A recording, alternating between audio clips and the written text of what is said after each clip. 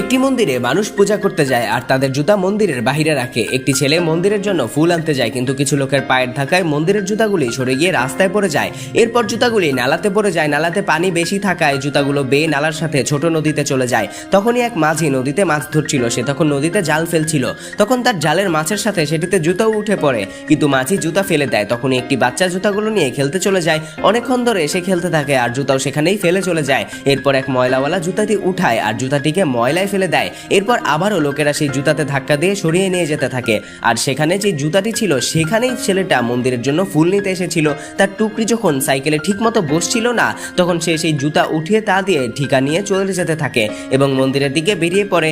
আর জুতা সেখানেই পড়ে সেখান থেকে এটাও উধাও হয়ে যায়। আর কিছুক্ষণ পর যে লোকেরা এখানে যে কাজ করতে এসেছিল তাদের কাজও হয়ে যায় এবং তাদের কাছে তাদের জুতা আবারও ফিরে যায়। বন্ধুরা, কখনো কখনো এমন কাকতালীয় ঘটনা ঘটে যেখানে যার জিনিস